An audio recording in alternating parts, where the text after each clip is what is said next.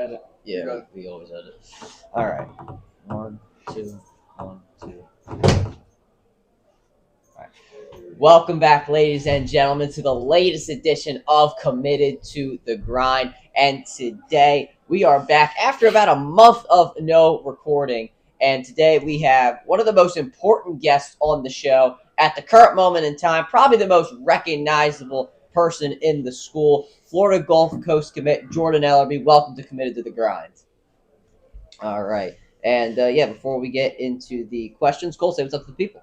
Good morning, everyone. Or actually, good afternoon. Good afternoon. So used to the podcast in the morning, but anyways, super excited. Hopefully, we have a day off tomorrow because of the snow. But yeah, I'm ready to get right into things. Yeah, it's currently Wednesday, or not? Yeah, I was about to say January. It's February 5th. Am I wrong? So yeah, this will probably be out in a couple of weeks before the PCL playoffs do take place. You just have to put that disclaimer out there.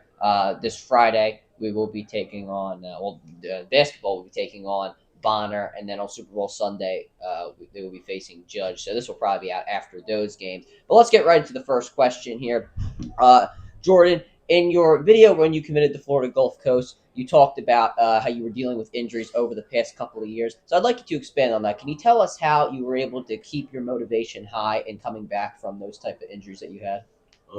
Keeping my motivation was actually really hard because I always like being in the gym, no matter if my body was aching or I was healthy. Like I love being in the gym. I love working out, playing games, or just regular workouts. So being injured was definitely mind boggling, and staying motivated was very hard. But I got healthy. I was in the weight room. I did rehab and did whatever I could to be right back in the court as soon as possible.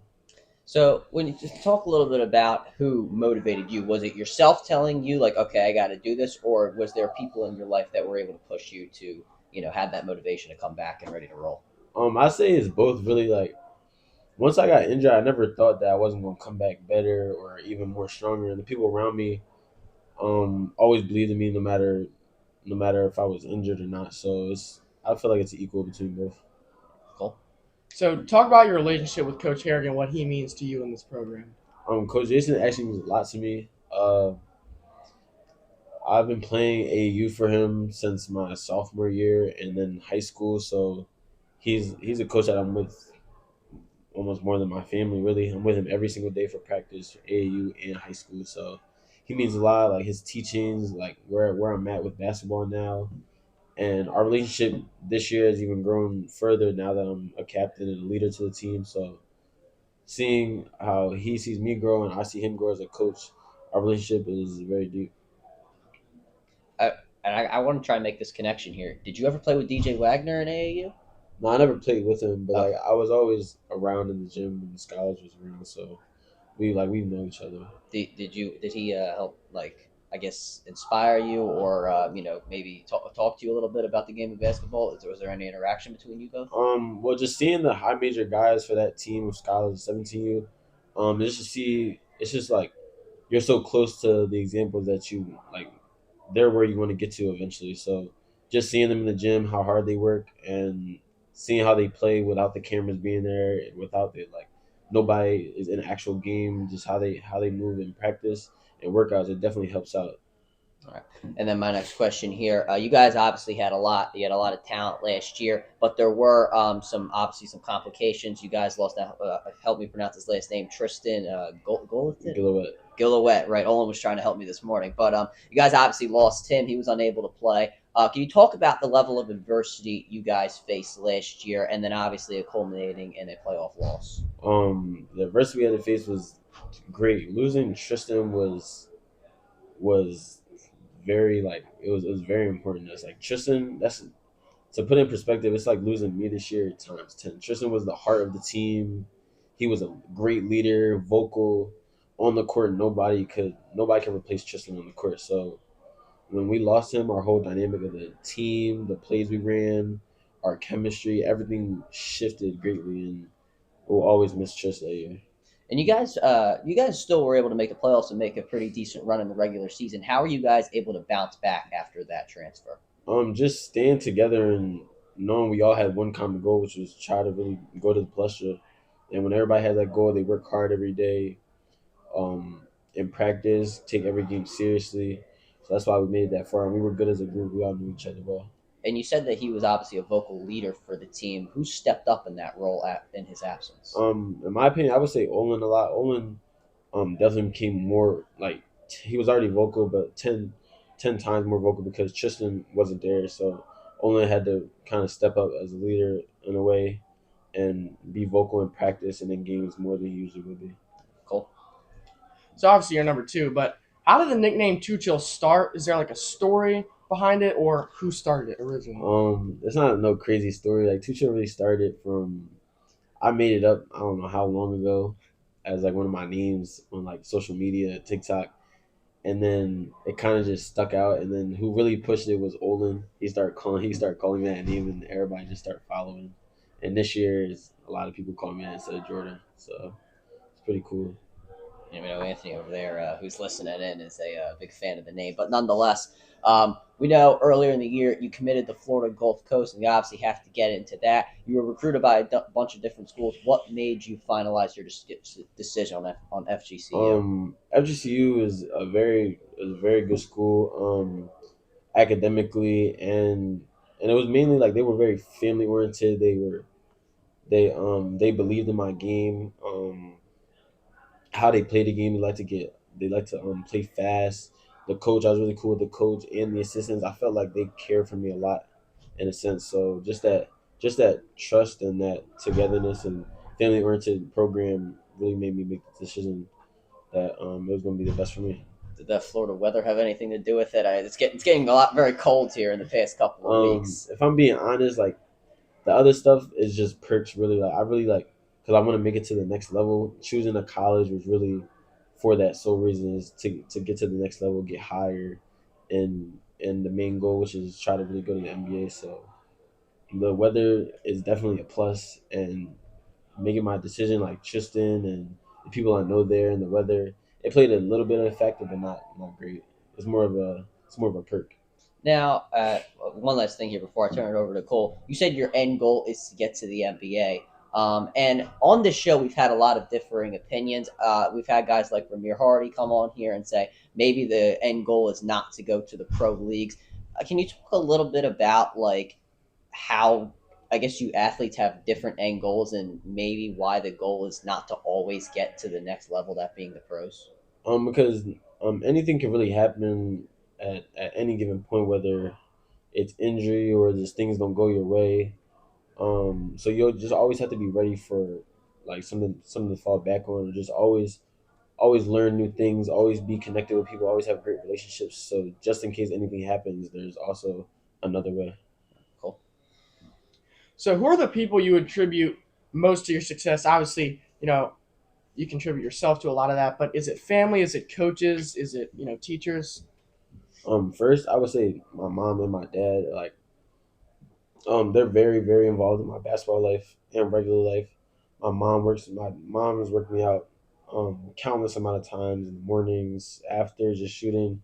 My dad's always been there, always in my life, working me out before too. So those are the main two people. But really, to give thanks to all my trainers I've had throughout my entire life, learning different things from every single one of them, and every single coach I played for. Everybody I've played for, been worked out by.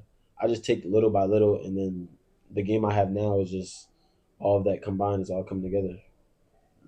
So, earlier in the year, you had the game-winning shot against Roman, and we'll get into more of that later into the show. But when we were doing the interview after that game, Tristan Gillette was actually on the phone on FaceTime, and that got me thinking. Like, and I'd like to ask you this here: what's your relationship with him? And you talked about him being part of the reason that you committed to FGCU. Was he also a part of that reason, or no, Um, did he try to convince you? I'm sorry.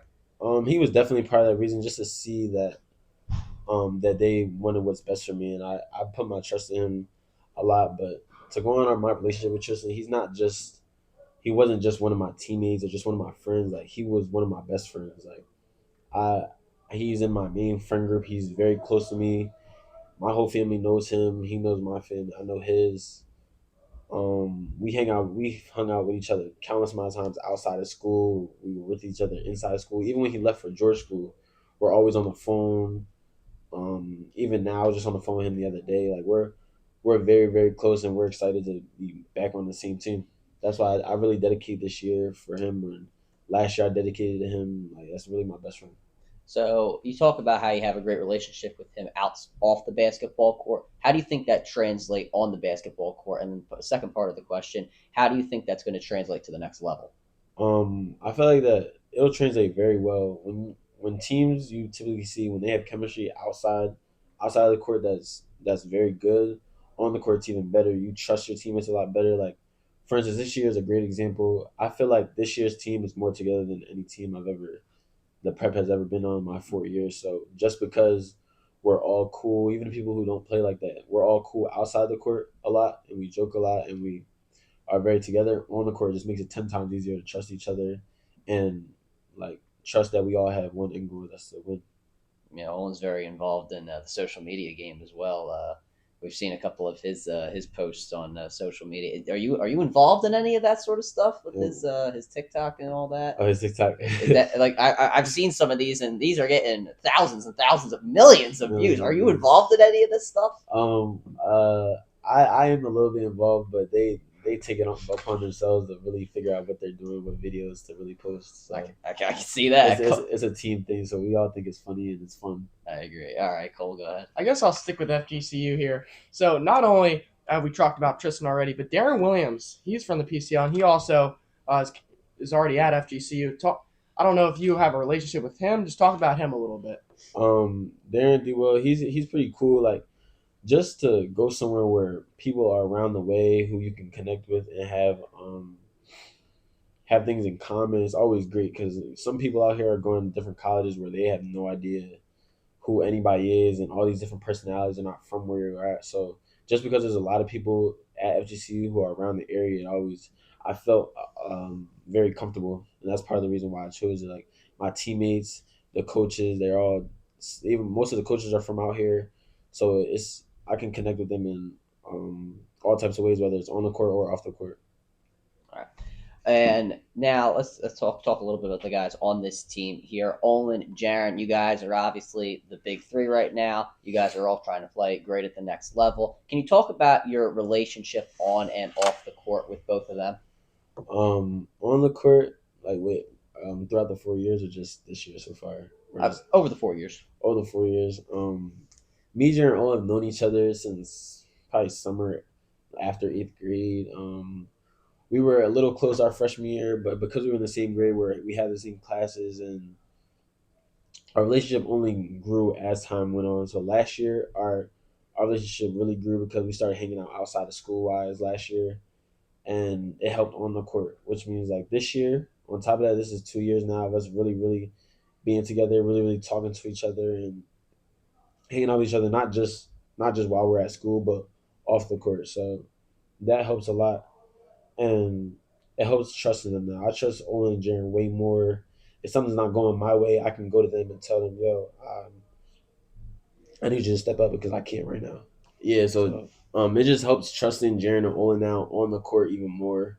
If I'm not available to step up at the time, I know for sure I can go to Olin or Jaron and tell them to step up because I can't at the time. And we all hold each other accountable, no matter if we're down or up. For instance, that Wood game, Olin really got us together and said, "Yo, um, keep playing the way that got us here, and that's just playing together and trusting each other. Nobody go outside of that. Try to be like the hero because at the end of the day, the whole team is the hero. We win together. So to say how our relationship is on and off the court is just trust. So at the prep, and another theme that I've seen in the interviews that we've done so far, lots of guys have said, if I don't produce, then maybe I'm going to have to take a lesser role. Maybe the coach will, get guys more playing time. But for you, it seems like you're ready. You can go to somebody else and say, right now, I can't do it. You have to step up for me. Can you talk a little bit about that and like why that is your mentality outside of like other guys who don't think that way? Um, it's just like at the end of the day, they say teams who have the best chemistry are one of the best teams, and player coach teams are one of the best teams. So when you like, if somebody came to me and said, "Yo, I need you to step up because I can't right now," um, that's very big because they have to have the trust in me to step up and also hold me accountable for that. And just to have that trust and to have that connection as a team, it's only gonna build and make the team better. Cool. All right. So in the past couple of years, the prep has struggled with getting to Palestra, and last year you guys were 1 point away from being there, and that team went on to lose by a point to Roman. So what's the difference in mentality or approach to this season that was different from last? The mentality and approach from this season and last season, it was almost similar, but this year is way more personal. Last year, we were also one of the top teams in the PCL, but this year, especially now that I have more experience and more of a leader this year, and Jaren, it's me, Jaren Owens last year. We understand that it's not just the games you have to take serious, it's not just the practice right before the game. It's every single day. Every single day, we understand we have to be locked in, um, off the court and on the court, film wise. There's no like, we understand that it's no jokes. You have to take everything serious and lock in throughout the entire year, even the preseason, because um, that was a downfall. That was a downfall from last year, and we don't want to be back in that position. So no matter, like, we're undefeated right now, we don't take the next game like we're too nice for this team, or it's going to be easy when we take every game like a championship game. And that mindset is really why we've been winning so many games. Do you guys think you have the best chance now because you're in control, you, Olin, and Jared? Um, I would say yes, because the experience all three of us have, and the trust we have in each other, and the leadership we show for the younger kids and the rest of the team, even the kids who don't play, the seniors, we all the seniors step up and try to really lock in for the team. So with all of us at the front, I feel like yeah, we can be unstoppable. All right. Now, obviously, you guys have played incredible in the PCL, undefeated at the current moment in time as of February 5th. But to start the year, things did not start out so well. You guys obviously had a loss to Emotep, and you were 1-3 when you went to the Vegas tournament. Can you talk about how you guys were able to improve after those 4 games or 5 games? The first 5 games, I guess. It was kind of a struggle. We had a, entirely kind of a different team, with Makai coming in and different rotations. So after Vegas, like during Vegas, I say like during our losses when we all really came together and made a decision that what this whole year is going to be. We all came together without the coaches to really talk about our goals this season and where we want to go. I know we were losing in Vegas, but we're looking at the bigger picture too. Take our mindset for the game. How serious do you want this season to be? And to win games, this is what we have to do. And because we all came together, and the seniors led, and everyone on the team spoke up, nobody was didn't speak. That's why we are here where we at today. And some part of the well, you talk about off the court. You guys were able to talk and figure it out, but on the court, in my opinion, I think some problems came with rebounding and some problems on the defensive end. Can you talk about on the court how you guys were able to fix some of those issues? It's just on the court is really is goes back to talking off the court. After you're done a game or practice, we don't just before we weren't just like just going home, or just the coaches would have talks with us, and we would have talks with each other about what we need each other to do, our roles, and we hold each other accountable. So if a game where say me, because me, Jaren, and Kai are the main rebounders, or even Olin, we all hold each other accountable to rebound, just for instance. So if somebody's not getting rebounds, the players like us will be like, "Yo, I need you to get some rebounds." I'd like to get back to this players only meeting. Who called that meeting? Was it the three, you, Owen, and Jaron, or who called this players only meeting? I can't recall exactly who called it, but the whole team. It was a feeling that the whole team had that's what we needed at the time. I know the younger guys don't know a lot yet, so mainly like the older guys and juniors and seniors, really called upon it. So, and that's really important. I feel like player means, and like I said, player led teams is what championship teams are made out of. All right, and I got to ask a question here about Makai. I've talked to Sorge, who's sitting over here, about this. How high Makai Robertson can jump? Has he gotten over the rim in practice? How high have you seen him jump so far? Because I've seen a lot of it. How high I've seen him jump. Makai's bounce ability is very impressive. I'll say I don't recall how high he jumps, but I do remember when I'll tell you a little story of practice how somebody missed a shot and the ball was like kind of above the rim. And he grabbed it and tried to put it back, but windmill it. So like he had to get like a lot higher than everybody else to do that. So I don't know exactly how high he jumps, but it definitely helps out the team. I got you because like I've seen him get over the rim before, and it's been absolutely insane. So I was just wondering there. We also need more stories when it comes to these shows, but nonetheless, I got a quick follow up. yeah, go ahead. So you talk about the weaknesses. You said you want to address them, after the game. But talk about the in-game adjustments and what that's like in the huddle. In-game adjustments, we kind of leave it up to Coach Jay for our in-game adjustments, and always have trust in each other. That's the main thing. As long as we trust each other, we believe in each other, then I feel like we can win. Is it your next question? I Yeah, think it is. that was just my follow up. Yeah, I got you. I got you. So you've obviously seen the McKee twins, and I assume you saw them in 8th grade because they've been working out at the prep. Because Jaron is here as well. So talk about the development in their careers, and now that you're playing with them, even on varsity, just talk a little bit about them and their development. Justin and Jules McKee, our relationship goes back all the way when I was younger in AAU, like 6th, 7th grade. So I've seen them when they were very young, and just to see them get older and now in high school, it's actually amazing to see. Justin's almost my height. Jules taller than me, dunking now. So just seeing their growth and who they're becoming, that I can in these next lead them to these next couple of years is very fascinating, and I'm grateful to be here for them. I love to see all the brotherhood we were talking about. I mean, half the basketball team has showed up to this. But getting back, let's get to the PCL here. After that Vegas tournament, you guys had two really tough games. Starting out against Devon Prep and Roman Catholic, two of the top 4 teams at the current moment in time. How are you guys able to game plan coming off a rough tournament to face two of the top 4 teams in the PCL? In my opinion, we all thought it was kind of a clean slate. The season was starting, and like I said, for the people who haven't played in the PCL, we made sure to let them know how serious this is. And having 4 of the 5 starters who experience what it's like to lose and play in the PCL is very helpful. So going into the first game to the game now, we have the same mindset, is to lock in for every single game. The PCL has been so inconsistent this year with favorite teams losing. You've seen teams like Roman, Judge, Bonner when they were on a hot streak. They eventually lost. You've seen a lot of these teams lose games when they haven't really been expected to. Why do you think that is?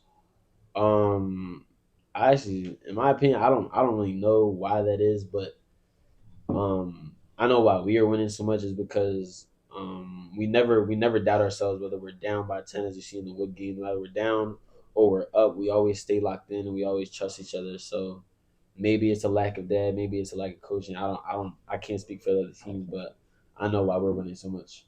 I got you. Cool. So you kind of already talked about Makai's hops, but I mean, talk about Makai and what his addition means to this team. Makai is a great addition to the team. Before we added him, we did have faith in ourselves, but when he joined the team, I felt like we could win it all and really go undefeated as we're doing right now. So his addition was great, and I didn't know that he would be this much of a factor, and it really surprised me a little bit. But he's learning as time goes on, and I'm excited to see what he does in the PCL when we leave. Getting back to the Roman game, obviously you hit that game-winning shot, and when you saw Samaj Robinson, who was number 5 on Roman, he ran into Tyler Sutton. What was going through your mind when you saw that happen? And I've been debating myself about this. Was that play designed to go to Olin, who just walked in right here? The play was just designed really. I had enough time on the clock. The play was just designed for me to get the ball and make a play, whether it's me or pass to the teammates. So when I did see that kid run into my man, um I I was just surprised that there was a wide open layup because only did have an open shot, but once he screened him, I didn't know I would be that open, and it just played in our favor. That was a great shot, Cole. Was there any what was the initial emotion after you hit that buzzer beater in Ben Stone? It was very exciting. The team, I seen the whole team congratulate me, and we were hyped. We beat at the time it was like the number one team in PA, and Roman is always a great team to beat. They're always great every single year in the PCL, no matter who they have, no matter who they bring in. So beating a team like that is always exciting and really gave us confidence for the rest of the year. Is it you or me? It's you. Oh, it's me now. Okay. Yeah. So after that Roman game, you talked about how you guys were able to game plan to get back into the swing of things. But after that Roman game, beating, as you said, the number one team in PA, did that instill confidence in the whole team? Like, okay, we're this good. Yeah, I would say our seniors like me, Jaron Owen, we had confidence from the jump, no matter who we beat. But I feel like the rest of the team beating Roman to them, they know that they're a really good team every year. So it definitely gave the rest of the team confidence, and I'm glad that gave the rest of the team confidence because now we're at where we are now, and we feel like we can beat anybody. And obviously, I don't want to say doubt. I don't think from us there has been some doubt, but I think from the outside media there's been some doubt that you guys maybe can't defeat Roman again. Can you talk about a little bit why? Can you talk why that is and why you guys probably can beat them again? Well, usually like the team, we don't really worry about what other people have to say. So I can't speak for other people. You're always gonna have haters, and it's okay. You just can't let the outside noise really get to you. So um, I can speak for why we think we can beat any team because we're so locked in, and our chemistry is so great. We get better every single day, whether we play a game or in practice. So as a team, I feel like we get 1% better every single day. Talk a little bit about practice. You've talked a lot about that and how that helps you. Is it?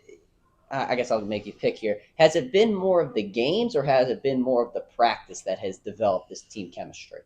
I would say both equally because in practice, that's where you really learn the things, how people move, and the competition in practice is where it comes together in the game. But also, we can learn a lot from the game, from each other's game, and moments where we don't trust each other and where we should trust each other, and times where it's worked out. So when the game's worked out and you're winning, that means something's going right. But there's always something to learn from wins too. So I would feel like it's a 50-50. It's equal.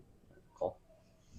So in the game versus Sal, right before the game started, you got the student section all fired up. So what does the support mean from the students, and does it help you win games? Support from the students means a lot. Just to know that they're backing us and excited for us to play.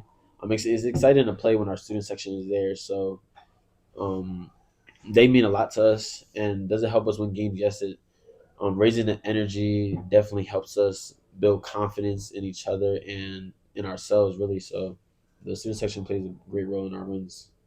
You got to admit, my marketing is pretty good for those games to get the students to come out, especially Newman Goretti. For I would say sure. our marketing was great for that one. But let's talk a little bit about the youth. You talked about Julian and Justin earlier, and Miles Peterson has also stepped up, getting some minutes off the bench. Talk a little bit about the youth on this team. Obviously, those guys. And then there's a couple of guys on JV. Talk a little bit about them, and then also, is there any freshmen currently and or incoming freshmen that you're looking at right now that could possibly make an impact? Our younger guys are very good. We compete every day in practice as far as JV wise, Justin, Jaden Doherty, Miles, like the younger kids, like just just to have somebody older than you to lead by example. Because when me, Jaron, Olin were freshmen, at the time there wasn't really like I would say there wasn't a lot of people to really look up to on the team. Then the very next year, we had to pretty much figure it out and play ourselves. So to be there for them and to be leaders to the rest of the team, everybody who's younger, as far as freshmen and JV, it's very good for them.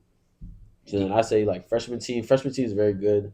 They have a couple kids like Nate, um, the kid Amir is a point guard. He's shown leadership on the team a lot, and yeah, and this kid named Stanley, he plays a lot of defense, which I really like. He kind of hypes up the whole team and plays really hard. So we have a great JV and freshman team, and I have faith that Prep is going to have a very successful couple of years left. Any incoming freshmen that you know of that you might be in the lookout for? Right now I don't know any incoming freshmen that are guaranteed to come here yet. Okay. All right. Cool.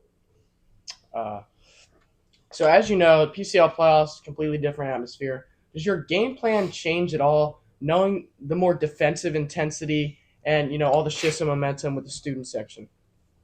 Game plan doesn't change. Like I said, from the first game of the season, we've played every game like a championship game, like a playoff game. It's just to take it, I guess, 10 times more serious because it's playoffs. The 4 out of 5 stars, like I said, have been in the PCLs, been in playoffs, and we've lost last year. Me, Jaron, Olin, and Will.